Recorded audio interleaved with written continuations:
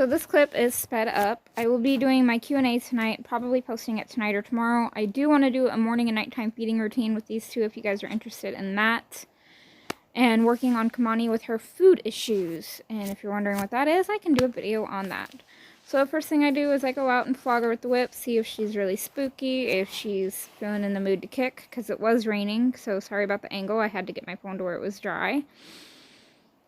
So I just go out there and flog, and right here you can see me hook her nose with the edge of the whip. She turns really, really nicely off of that, actually. So all but about 10 minutes are in this video. Just because I thought this was a very important video. A lot happened that needs to be talked about. Some corrections happened that some people may not like, but you know what? I'm the one in the pen with the horse, so I'm going to do it the way that I see suitable. Your suggestions are welcome, but please don't demand them onto me. So here, you can see the whip is still wrapped around her neck. It's not tied or anything. And she's backing up, and that's fine. She had a day off yesterday, but I'm not going to be sneaky with her anymore. The first 7 days, I was kind of, well, today is the 7th day. I was sneaky with her because she was new, she was wild. Here she did really, really well, having 2 arms wrapped around her neck. But she backs herself into a fence, so I kind of stand out of the way in case she bolts forward. But I'm going to start getting more natural because I can't be sneaky around her forever.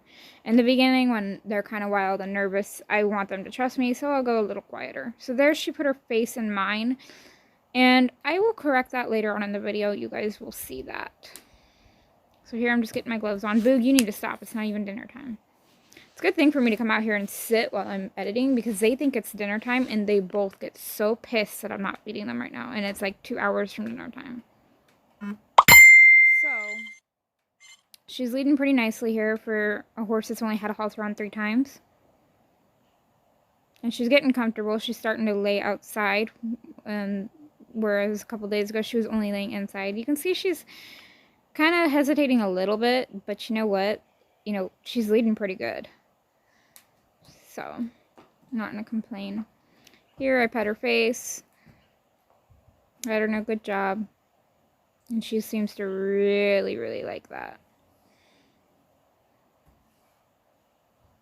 So here I'm checking her cut. It's starting to close up again, so I'm going to leave it. If it opens again, I'll put medicine on it. Right there I pulled the halter back, the lead rope back, and she backed up really, really nicely without nipping. So I really liked that. Twice she did that. So I eventually want her to lead up beside me like a normal horse. So I have to start teaching her what the tap on the shoulder and the tap on the stomach means with the whip, or even a tap on the butt. So we'll get into that in a second, but you can see she's leading pretty good. She's allowing me on that left side way easier. You can see she's worried, look at her face, but she's allowing me to do it. She's backing up really nice. Now there she put her face in mine, so I tapped her nose with the whip. Because she has proven she'll nip, so we're not allowing this anymore. So, the first few times when I tap a horse with the whip, I let them move whatever direction they want. Forward, backward, left, right, I don't care, as long as it's not up. So I'm just going to keep tapping, and as soon as she moves, I stop. That way she gets the concept that moving is the correct answer. So you can see here, tap, tap, tap, tap, tap, tap, tap, tap, tap, and she moves, so I stop. Now, that's only the first couple of times on each side.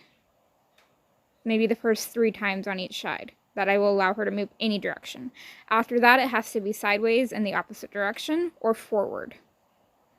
So you can see here, I'm putting pressure forward for a movement, and I tap, and she takes a couple steps forward and sideways, so I stop. Now here I'm bumping at her just because she is smelling me, but look at her lip. It's kind of out, so I'm just keeping my eye on her, because what she could be doing is saying, look, I don't want to be doing this, so get away from me.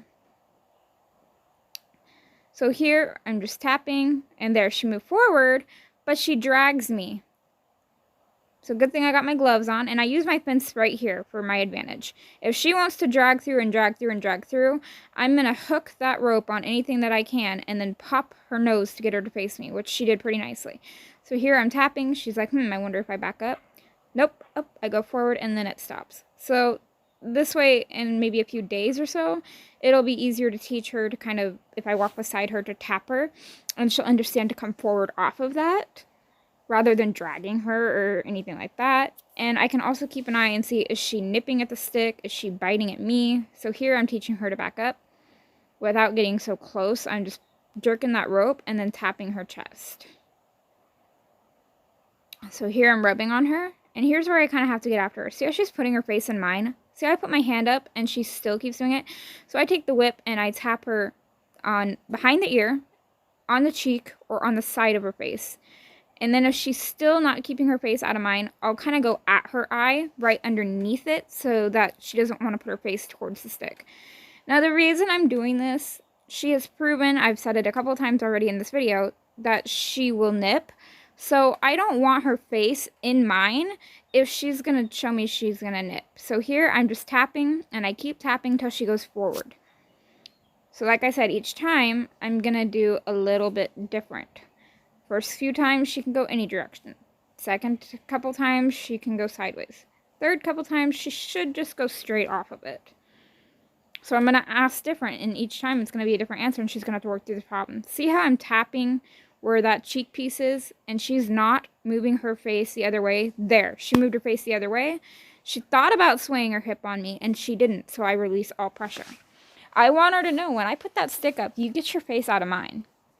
Now there, she did kind of put her hip in, so I'm just tapping her hip and keeping her nose tipped. And as soon as she goes forward, I stop. If she wants to tug through, I just stand and use my body kind of like an anchor, so she runs into it and then stops. And you see she comes right up to me. So for somebody, they may not like that, but I'm not like beating the crap out of her face. What I'm doing is simply telling her, what you're doing is not acceptable. So here I had to run and grab some mail that somebody pulled into the driveway. So she just stood there, so I cut all that out because it was about 5 minutes. So we're in the barn here, and I'm trying to get the halter off. You can see it's loosened a little bit. See how I asked her to back up there and she put her face in mine? So I put my hand up. She moved her face pretty nicely that time. So again, she's kind of blocking me with her nose. I ignore it and just kind of rub on her. I'm going to keep a very close eye on her mouth being at me, just because I don't want to risk it. So here I'm trying to get her used to me rubbing her mouth, because the vet said she needs to have dewormer as soon as her 10 days of medicine are up. And she's already on her 6th day of medicine, I think. So she's got to have some dewormer, so I have to start touching her mouth. So as soon as she stopped moving her mouth, I stopped touching her mouth. But there she kind of put her face in mine. So I tapped her nose. You can see her brace in here. So I just stand like an anchor and hold pressure. And I pull back a little bit more because she wasn't giving, and she gave. So this is just me trying to get the halter off. But she's been corrected for being in my face, so she's kind of just a little bit like, dude, I don't really want to be around you right now. And I'm fine with that. She doesn't have to be. But she needs to know it's not to get her nose in mine, like right there. She had her nose in my face. So here I'm trying to get the halter off still. And she's just more focused on, man, I'm not supposed to be in your face, so I need to back up. Sometimes that happens. It'll get worse before it gets better. So right here, the halter is actually fully untied. But she came off nicely. So that's the end of this video. You may or may not have liked what I was doing. If you have any suggestions, I will gladly take them. But please don't demand that I do something. That is how I corrected Kimani getting in my face.